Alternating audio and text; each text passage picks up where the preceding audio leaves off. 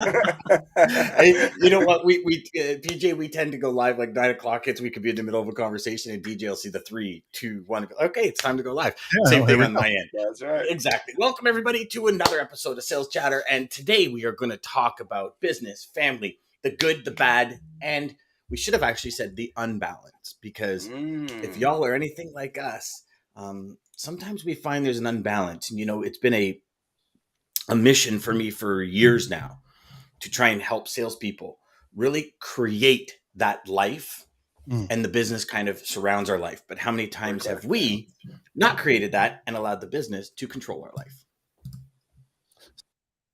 To the HPLS podcast. Live, relevant, and high performance information, conversations, and education weekly.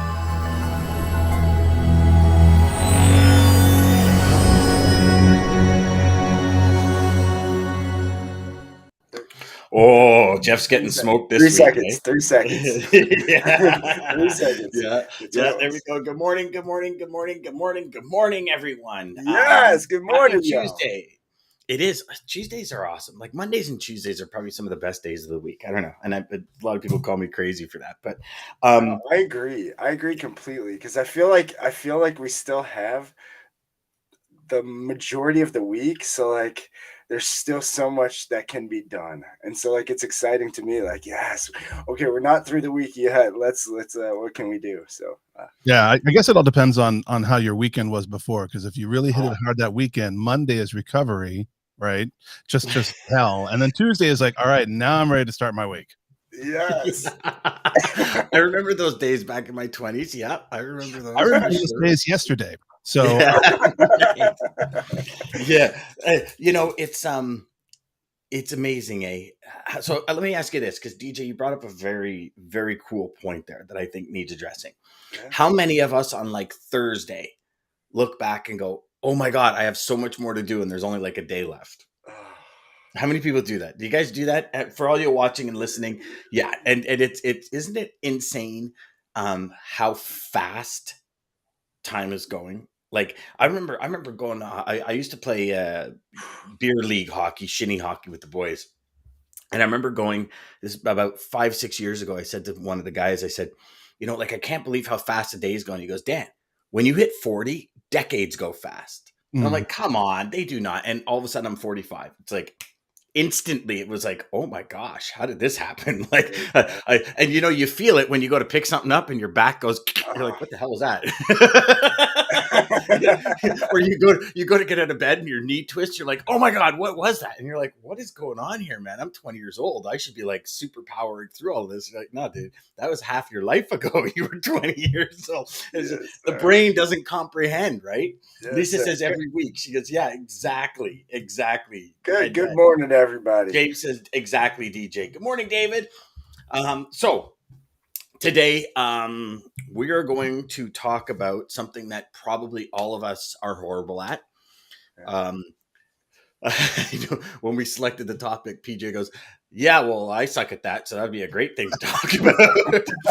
It's bringing me in to be an expert on suckage. Exactly.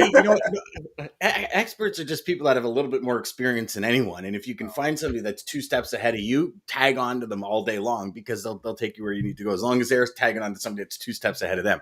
But this whole, I don't know. I'm not a big believer of a work-life balance. I think that, no matter what, if you're a high performer, your business life takes up probably a lot more time than you would like from a balance perspective. But I believe there is balance in presence, balance in being there, right? Yes, I as much as it pains me, a lot of when my kids were younger, my wife was in a huge part of her career, and it was like we would literally be talking to each other, both of us speeding from different directions to daycare to try and get the kids in time. Yep. And then her career kind of ended once businesses closed, because she was in HR and payment services. But it was like ours just kind of took off, right? The nighttime, the things not working right, the operations people calling and everything. And I found myself like sleeping with my cell phone. You know, like customers calling at 2 o'clock in the morning because you're like, oh, yeah, I'm available 24/7. You just call me anytime. Yes. It's like, and so, and here's what I realized, and this will probably, I think this will be a good kickoff, is what can really get accomplished at 3 o'clock in the morning, right? Like Doom if scrolling. paperwork's wrong, who's changing the paperwork at 3 o'clock in the morning? Because everyone else That's is such a like, good dude, point. I'm sleeping. So- There's nothing you could do. Well, I will say I've accomplished some very weird shopping at 3 a.m. From Amazon. I'm like, what the hell's this? I don't. What did I just buy? That looks pretty cool. I need one of those. I need it. I need to know. Actually, it's a super interesting question because this morning I didn't know what the topic was, so I was literally thinking about that this morning in regards to how. So you mentioned you're 45. I'm 53, and my kids are older, and I have a 24-year-old and a 20-year-old in college, and the rest, right? I got 5, so I don't remember the rest. Anyway, So you and DJ, you guys both like went without TV for a couple. We almost of years, have a football team. Yeah. We almost have a football team. I could be the punter. Right, like every year, I keep thinking I could be the third string punter for the Bears, and then. So, but I was thinking about like when I was growing up, or my generation, right, Gen X, like when we were in the workforce, we really there is a belief and an expectation of self-sacrifice when it came to work. Work was the pinnacle, right? That's what you hung your hat on because that's what everyone asks you. What do you do? Right. First thing, hey, I'm PJ, and blah, blah, blah. What do you do? Well, I do this. And that's how you identify yourself outwardly, at least to everyone else. And I was thinking about, because when my daughter was growing up, she was always like, I just want to work hard and get paid, and I want to have my own time. And I'm like, yeah, it doesn't work that way. Right. Like it just, that's not corporate America. But now with the Great Resignation and how, the millennials. Did you call it the Great Resignation? Yeah. I did. I love that. The Great Resignation. Oh, wish yeah. I had an echo thing on my board. Anyway, with that happening, I think that what that is a lot of people actually realizing, hey, my life is more than just the 4 walls of a corporation, and what is important to me really should be equally as important as what my job is. And I think that's what we're seeing today, or at least over the last 18 months, I guess, of what this Great Resignation has been, is people trying to calibrate that and trying to find that balance. And it's hard to do, but I don't think it's impossible. And I think that, working from home has forced a lot of people to try to figure out what that work-life balance is. And if you guys actually, I don't know why I was just thinking about all this. If you remember early on in the pandemic, there was a gentleman who was, I believe he was in Asia, and he's on a conference call, and his little daughter came in, and she was like, doo, doo, doo, doo, doo. Yes. And remember the mom was trying to sneak in and grab the kid. And she was like crawling down on the floor and kind of grabbed her by the collar and pulled her back. And if you think about it, that is old school hammering into current reality, right? Here's a man. He's like, oh, I'm, a gentleman. He's like, hey, I'm supposed to be Mr. Business Guy, and I'm working, and I can't let my family, interrupt this. And then you take that, a few months forward, and all of a sudden you have you have people with Zoom with, puppies on their laps, and their kids in the conversations all the time. And that's because that is life. Right? Like life is messy. The balance is hard. And I think that as we hopefully get better footing moving forward, I'm hoping there's a more intentionality, and there's more people really understanding what the balance is and playing that out for both their corporate life as well as their own. Oh man! They've even turned it into commercials about it. Like I think it's Folgers, where the guy stands up and he's in like his shorts, but he's got a shirt, a tie, and a jacket on, and he stands up and he's like in his shorts and he moves his camera. So they're even making fun of it, and it is. And there's two folds with working from home, right? Like I've worked from a home office for years, and then went back to a corporate office, and then back to a home office. My first time around when I was working at a home office, I never stopped. It was actually worse than when I was in a building when I physically had to get up and leave. So I would be up at 5 a.m. and typically I would do the gym and then I would be gone to work, shower, change, go to work. Same thing would happen, except you shower, change, and you're immediately here. So there's an extra hour in the morning that you're putting time in. And then I found, and love your guys' take on it, I found it was, just give me 10 minutes. I just got something quick to do. And that 10 leads to 20, leads to 30, leads to 50. And all of a sudden, before you know it, my wife would come in and say, okay, we're going to bed. And I'm like, what's going on? And it's like, and it was bad. Like it was very, very, for me anyways, it was horrible because it was like this pursuit of a big dream. And that trumped everything. Yep. Everything, including family, including my wife, everything. It was, and I told myself lies that it didn't. I was like, oh, no. It's all good. All good. It's like, we're doing this for the family. It's for you guys that I'm doing all of this. Yep. And, you look back on it now and it's like, how would I ever do that? But that's just the frame you were in. Absolutely. And it's an unconscious sacrifice that you're making, right? Because you're not consciously saying, sorry, sorry, son, sorry, daughter, sorry, wife or husband. I'm choosing work over you. You think about it as I'm doing this for you, right? I am just like Nick's saying, right? I do this for you because this is how I get through the day. And this is how I'm able to focus on it. But, I don't know. I think you're absolutely right. Well, and PJ, you brought up some great things with what you talked about. First, I want to mention you brought up when you said Great Resignation. One thing that really triggered to me was that, and since we're talking kids, parenting, all of those things, I think this fits perfect. WALL-E. Have you ever seen the movie WALL-E? It really blew my mind the first time I seen it because there's these people floating around and it was kind of like, when you said Great Resignation was kind of like in the movie when they stopped staring at the screen and they seen the real what was going around. And they're like, hold on, what is this? I think in a lot of ways that was like what you're saying parents did with this Great Resignation. They're like, hold on, what is going on with my kids? What is going on at school? What is going on in all this world that I'm not paying attention to? And we got to. Do you think they did that, DJ? Do you think it was more along the lines of schools open, schools closed, schools open, schools closed, and parents finally said, you know what, we need to take this back into our own hands? And yes, well, exactly, the uncertainty, but also stability of children. I think they're forced to see a lot that they're not. That certain parents some parents are really, again, there's a fine mix. There's the helicopter parents that are just all over the kid's ass. There's the parents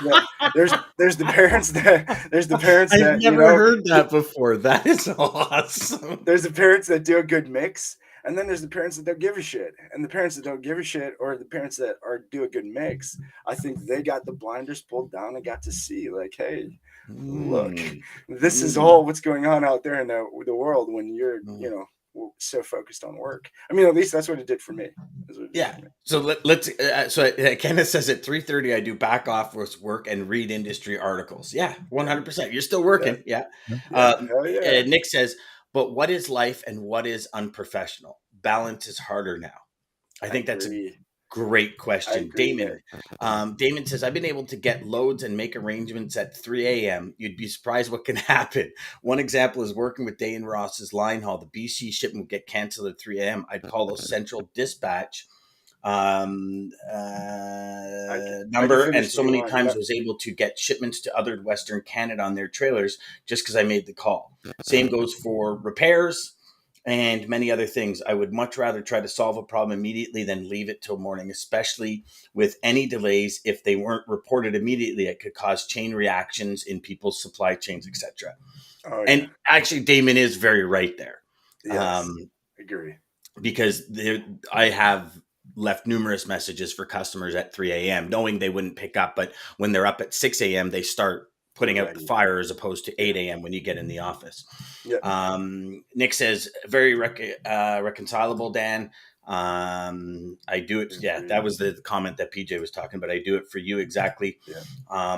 Says, before you thought about work between 7 and 7 and family was after and on weekends. Now everything is together and juggling it all at the That's same the hardest time. thing, because we're working for high achievers. I mean, we're working nonstop. Lisa says something here, finding balance in the balance. I like Well, that. and actually that's Ooh. the key, I think, right? Yeah. Finding balance in the balance, because it's very easy to get thrown off and to have too much in one pot. If you want to talk about supply and demand, everything in life is about supply and demand, and you really only have so much. And the one thing that we have that you don't know when it will run out, but you seemingly have an infinite supply of, but you really don't, is time, right? Yes. And there are moments, especially as a parent, there are moments that you're going to have where your children are going through milestones and are going through rites of passage and are going through certain things, and you don't want to miss that. And there's I don't know if there's ever been a successful business person who can look back and say, well, you know what, I made X for my company, but I'm glad I sacrificed that by not seeing my kids play, or by not coaching my kids team, or by not spending time with my children teaching them to read, or whatever, right? There's we have these high expectations of what a business person should be, but all of that is sacrifice of time. And so finding the right balance, just like Lisa said, finding the right balance in the balance, I think, is the key, Yeah. because you still want to be a great parent. If you brought a child into the world and you're accepting that responsibility, then hopefully you're taking that at the utmost importance, and putting as much effort into that as possible. So finding that balance, I think, is something that is hard for people, right? And that's why we're talking about it.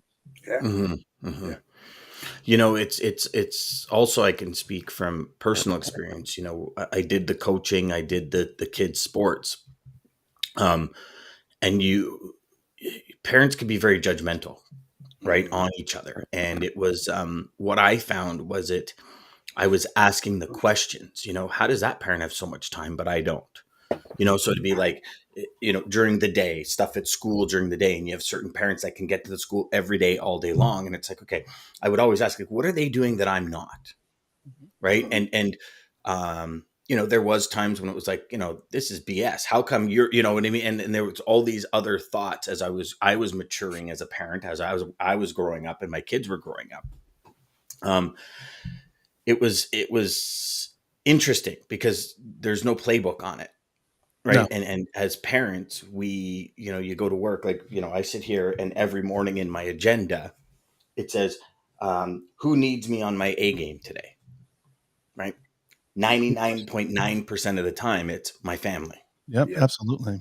Right. That's who 100%. needs me. And when you ask that question, I find productivity triples.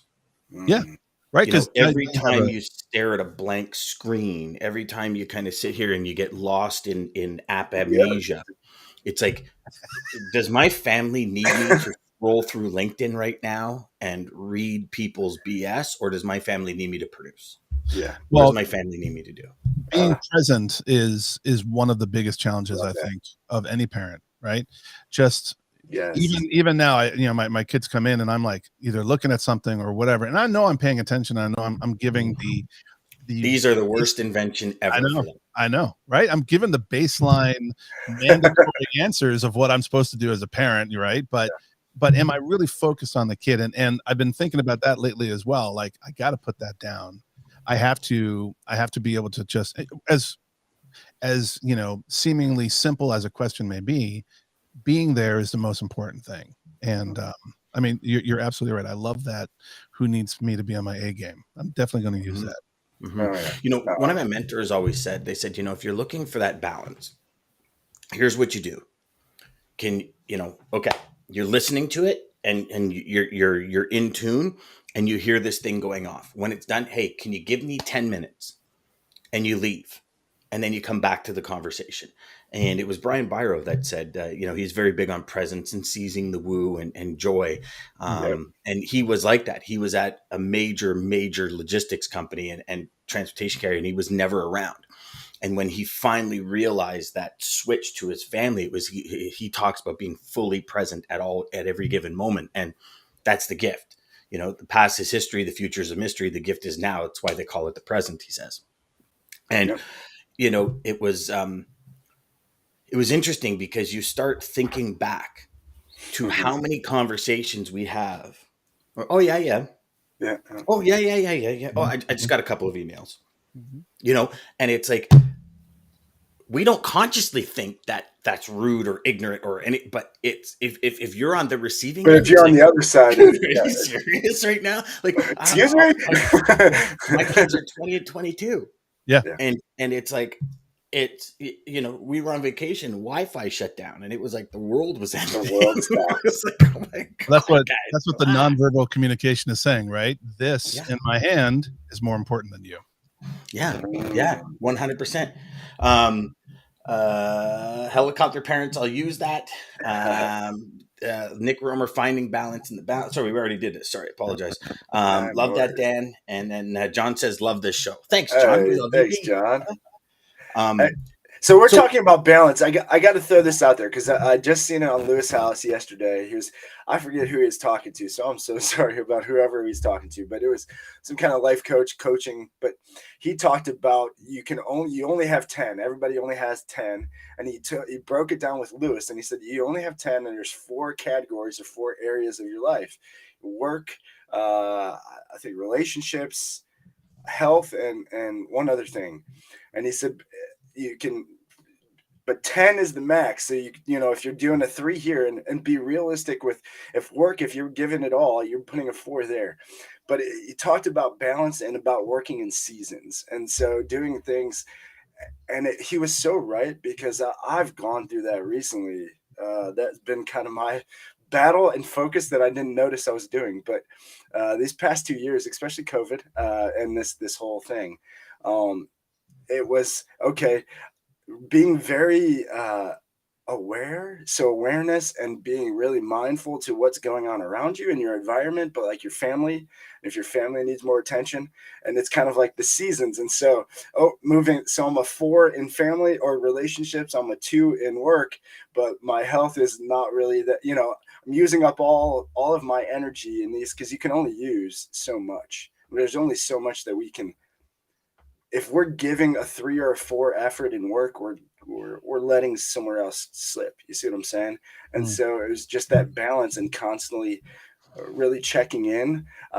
In Matthew McConaughey's book, Green Lights, he talks about it a lot too. And it's just checking in on the different levels, checking in on your spiritual bank. I think he calls it a bank, but checking in on the credit. Yeah. And Green Lights, he does. Yeah. Yeah. So, that's a great book. It is a great book, actually. He's a great guy. Anyway, he really is. When you actually dig into his life and the type of person he is and stuff, like, he's an amazing man. He is. I remember he was on was he on Oprah? I think it was, and on the Oprah channel, and she did an interview with him, and he's like, my wife said you need to get the hell out of here right now, and he like sent him off into the desert somewhere in like a little tent to write the book. And he goes, but it was the most freeing experience. And he goes, and see, this is what it's all about. He goes, like, you got to understand, as an actor, you guys see us on this screen and it's like, oh my God, that must be awesome. He goes, you know how many hours you got to lock yourself in a room to remember a script? Mm-hmm. He goes, you got to study the characters if you're playing, like, when he did Dallas Buyers Club and all this kind of stuff. Like, he's done some pretty significant roles. He goes, like, the toll on my body to lose all that weight and to gain it back and to master the movements of people. Like Johnny Depp was saying when he was, Jack Sparrow, when he was kind of like trying to master the Rolling Stone guy, the guy that's pickled himself. Come on, Steven Tyler, one of those. No, not him. The guy that just won't die. What's his name? Alice Cooper. No. Alice Cooper. He wasn't part of DJ. What, from the Rolling Stones? Oh, Rolling Stones. Oh, I didn't hear Rolling Stones. Guitarist, not Mick Jagger, but No, gosh, he's like infamous. The guy's done Yeah. every drug under the I know planet. what you're He's talking pickled his about, and I body. can't Like think of the name. COVID couldn't even kill he him. has no blood. It's just heroin. Yeah, anyways, him. He goes like Johnny Depp says he spent like 700 hours watching how he Is it moved Jagger? and all that. Somebody will know his name. I believe Keith Keith Richards. Richards. Thank you, Jeff. Thank Jeff, you. Mr. Alice Researcher, Cooper. Mr. I mean, I know Jeff. I was off DJ, but Alice Cooper. Hey, come on. I need Listen, stronger coffee. I didn't catch this. I didn't catch Rolling Stones. I'm sorry. I didn't catch that part. So, so we look at, them and how they master their craft. Like you look at perfect examples of Jim Carrey recently. Jim Carrey says, I'm retiring from acting. They said, why? He says, I'm spending more time with my grandchild. I missed it with my daughter. I'm not missing it with my grandchild. Yep. You look at Jim Carrey, you go back, 20 years? Jim Carrey, he would lie in bed and he had $1 million check taped to his ceiling. It's the last thing he saw before he went to sleep. The first thing he saw when he woke up, and he says, I'm going to be an actor and I'm going to get $1 million check. When he got his first $1 million check, he put a $20 million check. When he got his $20 million check, he put a $30 million check. And he just kept doing that, the repetition, the first law of learning. And this was his thing. So he's come out and said, like, my life was the pursuit of that goal. I miss things. I wasn't able to do things. And people think when you have millions of dollars, you're able to do all this stuff. He goes, you just want more and more and more and more and more and more. And when is it enough? And he's finally realized. So he says, I'm done. I'm done. I'm spending all my time with my grandson. We're going to go fishing. And so he's just made this huge shift. And I mean, our industry can chew us up and spit us out easily. Oh yeah. Easily if we allow it. Right. So it's that, I love that, the balance inside the balance. I don't even know where I was going with that, but probably the fact that Matthew McConaughey went out on his own, sure, secluded with your own thoughts. Because I think when we are together with our own thoughts, that's when things really hit us. Like it's all great and dandy. You're out serving customers and you're doing this. It's when you put your head down on the pillow at night, or when you turn on the shower and you're kind of just sitting in the shower and you're letting the water pour over you. It's those thoughts. Yes. That can make a huge impact on our life. Well, that's being mindful, right? And mindfulness is a tactic and a tool that I don't think we use enough, right? So definitely. I will do a little shout out to Maggie, because success is not happiness. Happiness is success. Yeah. So true, right? Mm-hmm. So, and also shameless plug for the podcast, which is What the Parent. What I've learned in the many episodes we've done with What the Parent is, if you boil everything down about what people are talking about in regards to parenting or balance or anything, it's all intentionality, right? If that's the one word that comes out of all those discussions, it's intentionality, because you have to be directed in what you're doing and mindful enough to put those energies in what you want to do at the moment, right? So you really got to live in the moment, and you really can't go through life as a bumper car. You want to have your own lane, right? Because a lot of times we get buffeted by whatever's happening in the world, and whether it's whatever happens, it throws us off course, and that's life. But if we try to avoid the small bumps that knock us off course and just kind of keep going, right? Like today I'm going to be really intentional about helping my son build a computer. And then the next day I'm going to be really intentional about making sure that my daughter's heard about what she wants to do with her life in college. And I'm going to really spend some time helping her out with that. And I'm going to help my stepdaughter out with whatever she's dealing with. And these are all the things that, and of course, the most important relationship, my wife, I'm going to help her out by trying not to be such an asshole. Anyway, so it's all about being intentional. It's about what you're focused on, and really following through on that. Mm-hmm. When you talk about intention, it's interesting because for decades I've been. You got to be intentional at work. Like when you get on a sales call, you got to be intentional about what you want out of the call, where the call is going to go, intentional about the next step. When you send an email, have intention about what message you're trying to drive. When you do anything, and then as soon as it goes to personal, it's like, hey, yeah, sure. What do you feel like? Oh yeah. And it's like that just vanishes. Yeah. Very true. So it's interesting that you put it like that, because it is, intention drives everything. And when we have intention, we stay on the rails longer than when we're just, for lack of a better term, flying by the seat of your pants, Well, it's true. Like, so I look at my son's hockey, right? I started coaching hockey, and what I did with the coaches, the first thing I did with the coaches is I said, okay, here's the intention for the next month. We're going to work on this piece of the game, and then see how the games go, and then work on this piece. And it was like a step by step, but we drove with intention. So every practice, we had the drills down. We had the intention of the drills, and we sat with the kids and said, okay, the intention of this drill, like when you do a ladder drill, the intention is acceleration. Right. So how can you skip to get through faster? So it's like, okay, guys, so if you're going through at X speed, I want you to intentionally speed it up. And if you fall, it's fine. That's what it's meant to do. But it was just a 4-step drill that kind of got that explosive speed, but there was intention behind it. And, geez, that's such a good one, PJ. I think that's the message for the day is intention. I'll take the check in the mail. That's fine. Yeah, definitely. Definitely. DJ will write it today. That's right. And I will tell you, thank you, because it's like you just you guys are always leading this down the right road. Always leading it down the right road. Yes, intention. No. So you're telling me you have a quote for intention? Listen, I can't even believe, but you mentioned intention early when I caught and told you about the Great Resignation. That was the other thing, intention.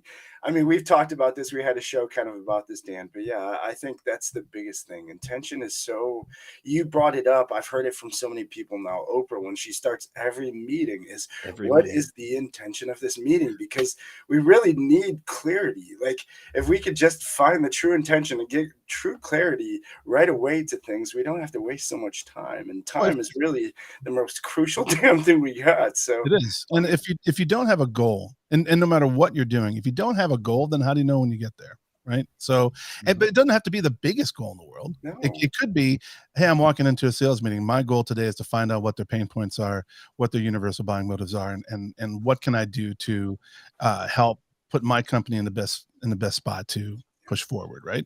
Or it could be, hey, I just want my child to feel better today. Right. And how do I get to that? And going through that process and putting focus on that helps drive that forward. Yes. Sweet. That is the big message for the day. Intention. Yes, that's right. What are you going to be intentional about today? Write it down. Follow the intention. And you know what? Share with us next week how well your days go when you operate with intention, because I think it's going to change everything. It'll change everything. Mm-hmm. It will. What do we got today, DJ? Tell me you have a quote about intention. Oh my God. Not only do I have a quote about intention, but I have a quote about intention from your guy. So thank you. It's not my guy. Not your guy. Dan's guy. This is Wayne Dyer. This is a Wayne Dyer quote. So thank you everybody for joining us as always, Monday through Friday, 9 a.m. till 9:30 Eastern Standard Time. Join it and start your day right with us. Start it with intention. With the original morning show. And I keep saying that. Yes, sir. Bring it on. The OG morning show right here, right now. American Logistics. Thank you to Centurion Trucking. Thank you to Daman. Thank you to all of our amazing guests. The Queen still has her spot. You were very close this time, Jeff. I think we have to come up with a prize or giveaway. Maggie came up with that idea. Dan, maybe we give something for the first spot. But for first place, winners, yes, yeah. I mean, we could do the top 7 places and get trophies if you want, but I figure we'll just do first. Participation award. Just kidding.